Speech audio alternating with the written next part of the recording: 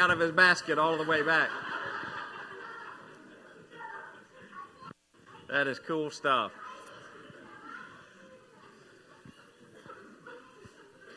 But you just got to enjoy the sound, don't you, as they go to the back.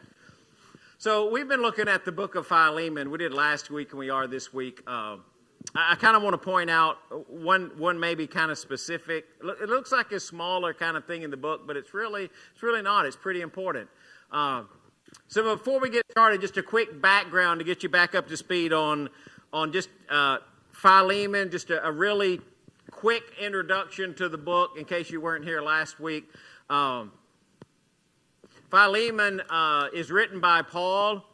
Paul is a missionary and an apostle who is in Rome in house arrest at the time. I mean, typically, we talked last week, we think about Paul sitting in a prison cell, but he was in his own rented house and he could have visitors coming in and out. One of those visitors who came to see him, evidently during that period, was Onesimus. Onesimus is a slave from Colossae who has run away from his master Philemon and somehow has gotten into contact with Paul in Rome, and Paul converts him and he becomes a believer in Jesus. Philemon, who is Onesimus' master, is still in Colossae. He is a leading member of the church there, and the church meets in his house. And in this letter, Paul is going to send Onesimus back to Philemon in Colossae, and he's going to send this letter, the letter of Philemon, with him. And he's going to ask some really difficult things. He's going to ask Philemon to accept Onesimus back freely and without penalty. And if he owes anything, Paul says, you just charge it to me. He's going to ask Onesimus to go back to his master, whom it seems as if he stole from him, whether he took something when he left, or maybe it was just the service that he did not give him while he was gone. I don't know which one it might be. But Paul is asking Onesimus to go back to Philemon, who he ran away from and evidently took something from. Philemon would have been within his rights because a runaway slave was capital punishment to put Onesimus to death. And when Onesimus, that letter goes back, I don't know if he knows exactly what Philemon will do. So it's a very difficult position. Everything in society would have been against it. Philemon's other slave owners like him probably would have said, well, you can't let him get away with that, because if you let him get away with that, and if every slave who runs away has been granted freedom, they're all going to want to run away. I mean, you just kind of hear that argument going. Onesimus is going back, and you're thinking he doesn't know if he's going back to forgiveness or death. And everything in society, you just look at it, it's really tough situations. But I think it's important because the gospel it's not just about saving people. The gospel is about impacting people in their lives and helping them understand and navigate really difficult decisions based on their faith in Jesus. But there is this word in Philemon chapter 15 verse 15, I just couldn't get away from. Perhaps. Paul writes to Philemon, perhaps the reason he, meaning Onesimus, perhaps the reason Onesimus was separated from you for a little while was that you might have him back for good.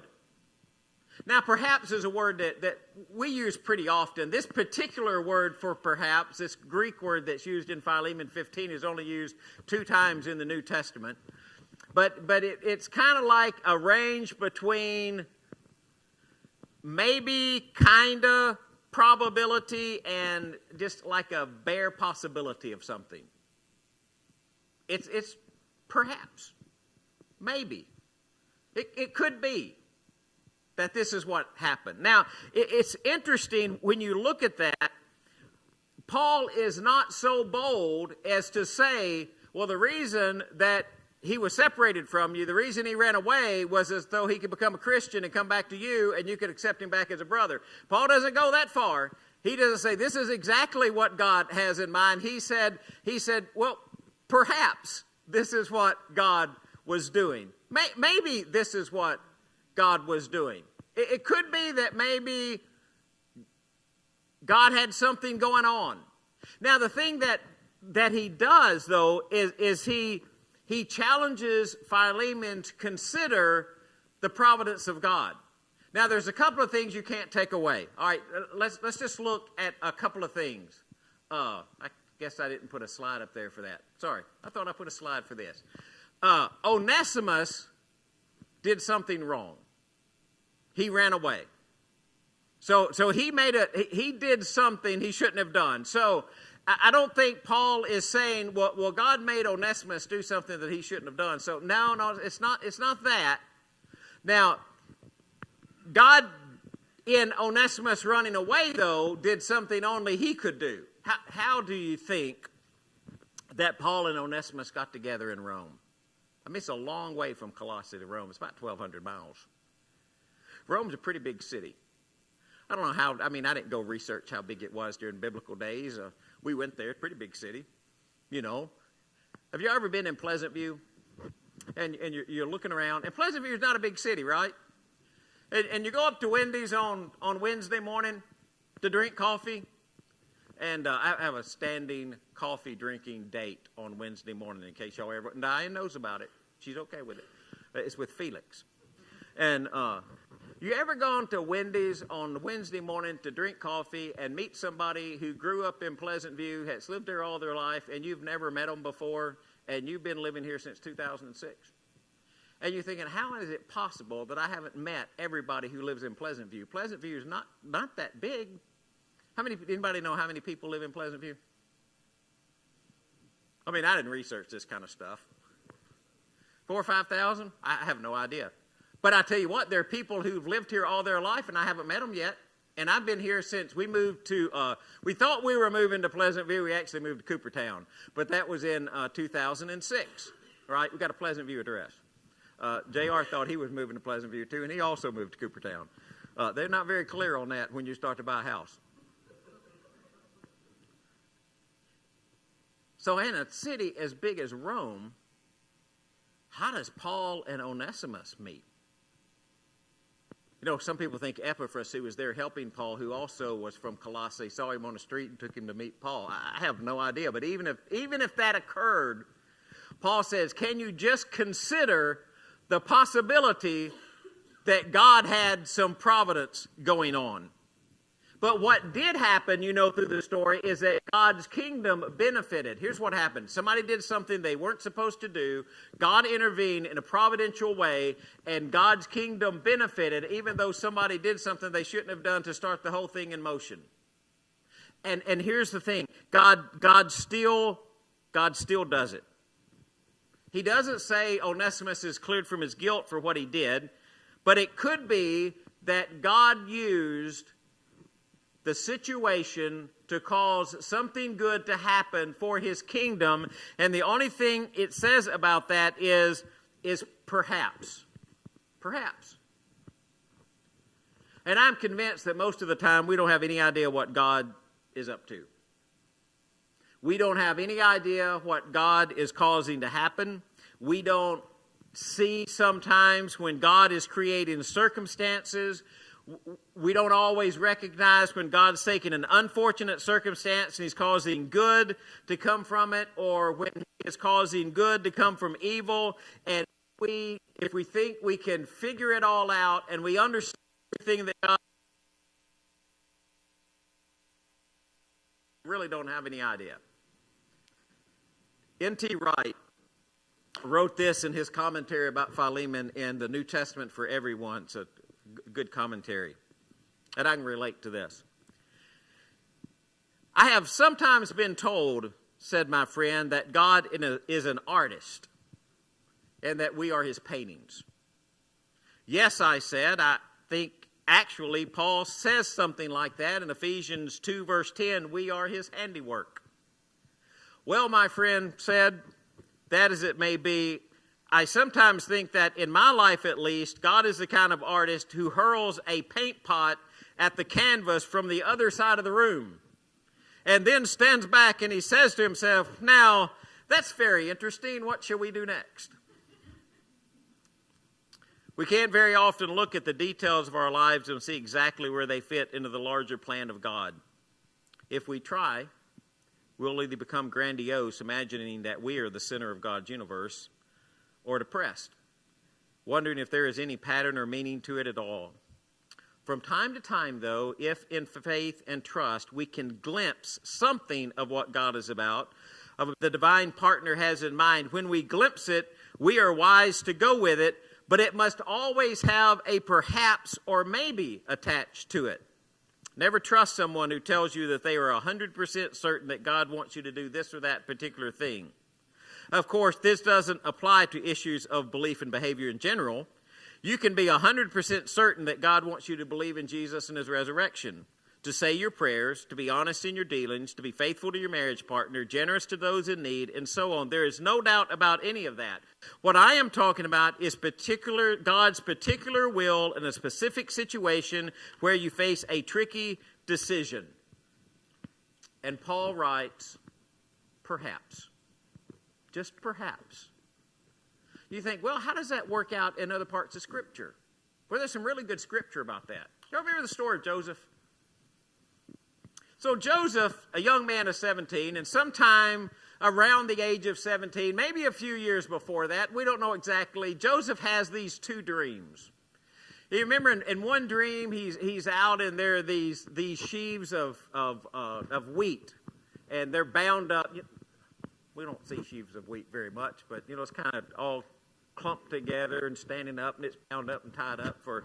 And so they're out in, and everybody has one, and they're out in the field, and all of the sheaves of his brothers bow down to Joseph's.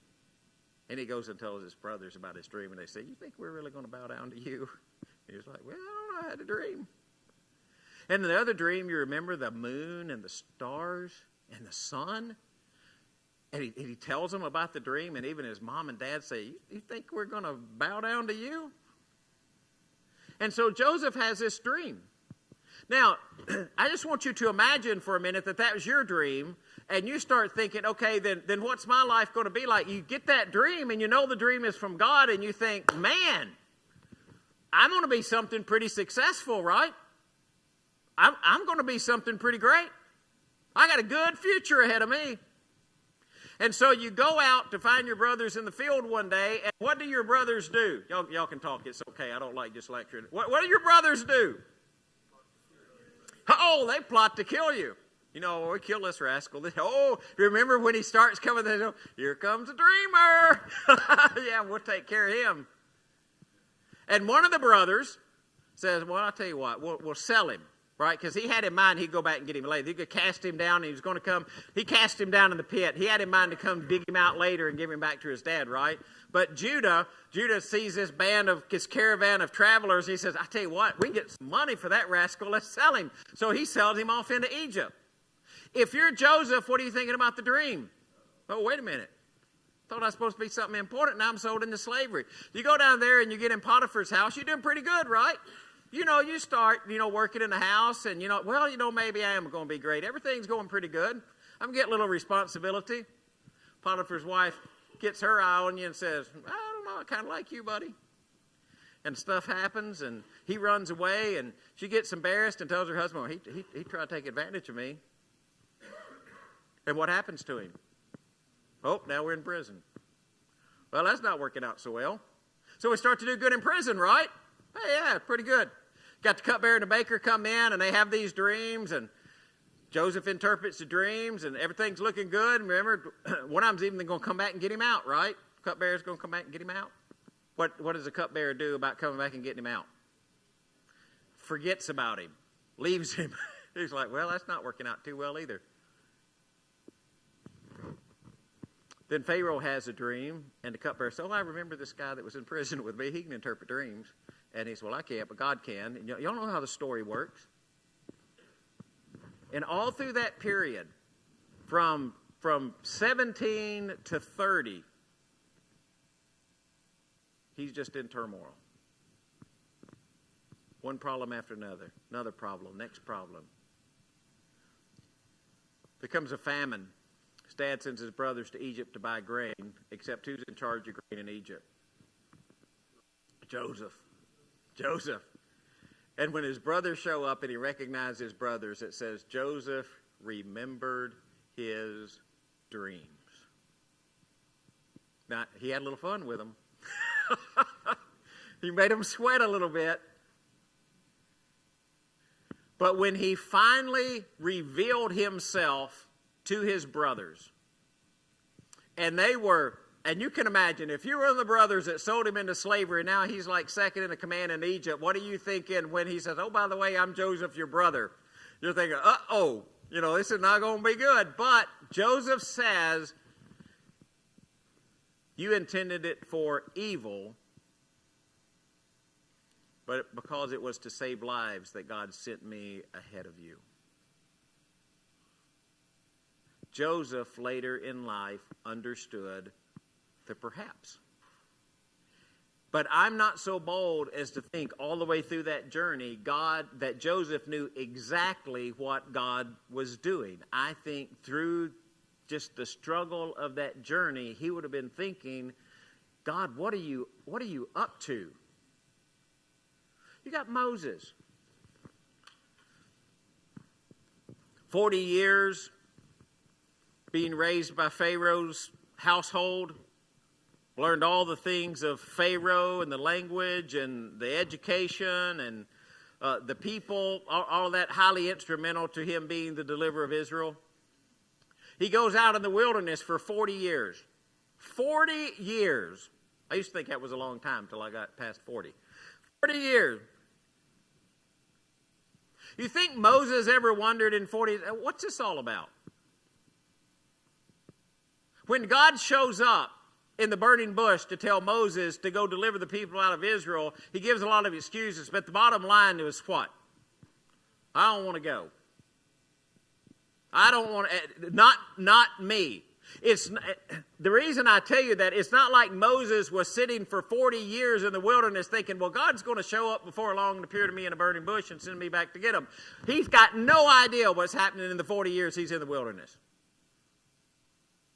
You ever been 40 years in the wilderness like that? You're trying to figure out what exactly God is doing. And the only time that you know exactly what God is doing is when you get to the end and you see exactly what God is doing. And he can even take something like Peter, who denies Jesus 3 times.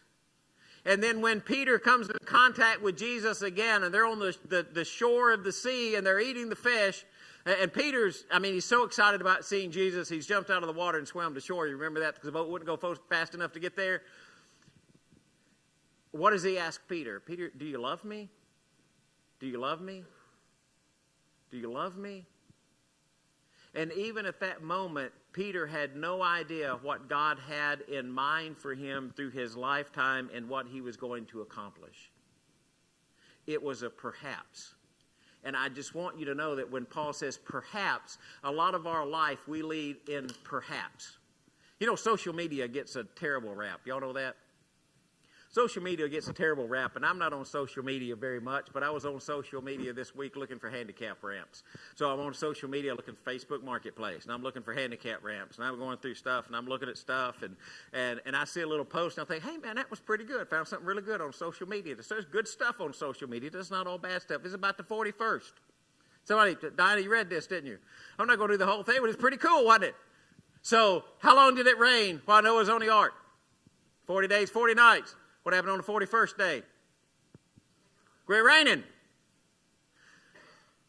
Goliath challenged the Israelites to battle. How many days? 40 days. 41st day, what happened? David shows up, puts a whooping on him. Right? The Israelites rebel in the wilderness.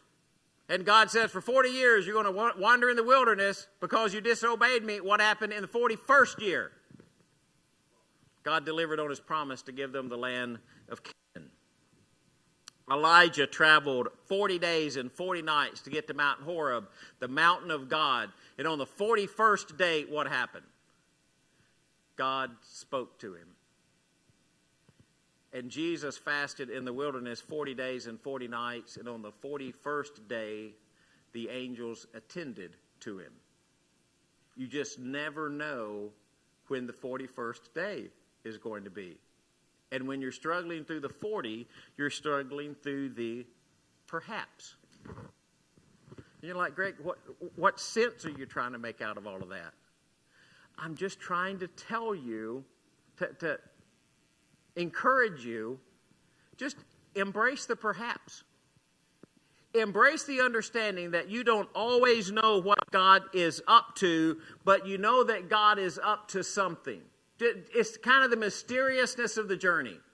It's just kind of going, and it's not like really going with the flow, but if you're sitting in life and you're thinking, man, I don't know what God has in mind or what God is working out or what God's trying to do is like really mysterious to me, I think you just need to step back and say, you know what? I'm like a lot of other people. I just need to kind of enjoy the journey.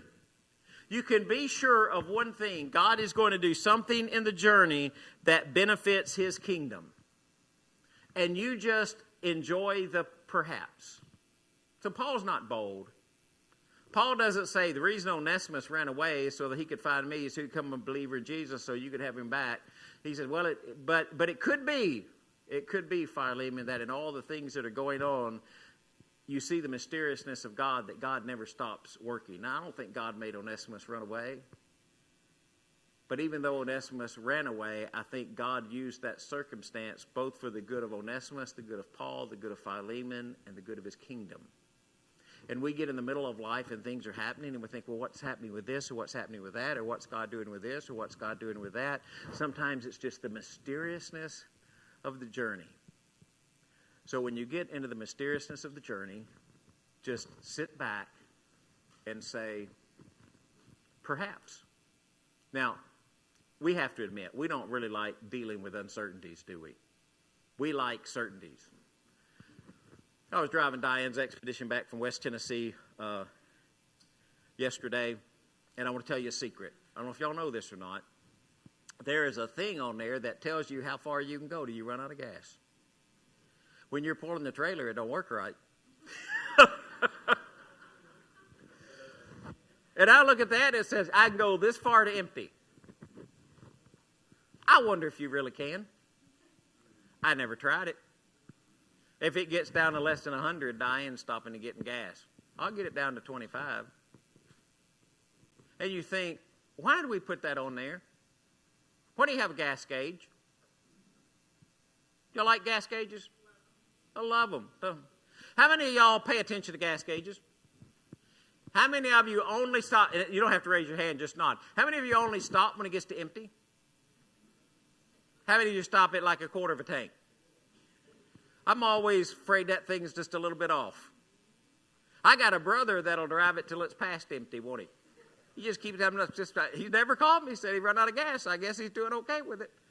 Uh-oh, I see somebody else that does that. I'm not going to mention that by name. But she drives it past empty too, I see. Rye's got this great truck. You know what it does when it starts to overheat and it gets ready to overheat, like something happens with the temp gauge and it starts to overheat. You know what the temperature gauge sensor does? It goes to 0 and the air conditioner cuts off. And you think, I wonder who designed that. Because if your truck's overheating, you want it to say hot, not 0. But that's the way it works. We like certainties. We like to know exactly what's going to happen. How many of y'all like knowing exactly when you're going to get it paid? Y'all like, anybody got direct deposit? You like to know exactly the day they're going to put the money in your checking account? Some of y'all retired. Y'all like Social Security. You like to know exactly the date that the check's coming? Y'all sitting out waiting. Y'all sitting out by the mailbox waiting on a check? We like certainties, don't we? We like to know exactly what's going to happen. How many of y'all like to go to the doctor and the doctor tell you exactly what's going to happen, exactly what he's going to do, and exactly when he does this is exactly, and he's just going to lay it out in this absolute certainty, and there's no question about it at all? How many of y'all like that? I kind of like that. I kind of like a doctor who's going to tell me exactly he's wrong sometimes, but at least he tells me what's going to happen. Because we like certainties. And that's the point. We don't like living in perhaps. And God does his best work in perhaps. And if we are going to live in perhaps, it takes faith and perseverance and the trust to allow God to do what God can do. And the only thing we can do is just sit back on the roller coaster and enjoy the ride. But the one thing that you can do is be a believer in Jesus. Dedicate your life to Him, and then let God, by perhaps, use you for His kingdom. But the one question for this morning is, are you a believer in Jesus? The great thing about Onesimus is Onesimus, through the perhaps, met Paul to become a believer in Jesus, to become useful not only to Paul, but also to Philemon, to whom he was formerly useless, and also to God, who needed him to work in His kingdom. So find your purpose in God's kingdom. And if you need to be a believer, we're going to ask you to do that while we stand and sing.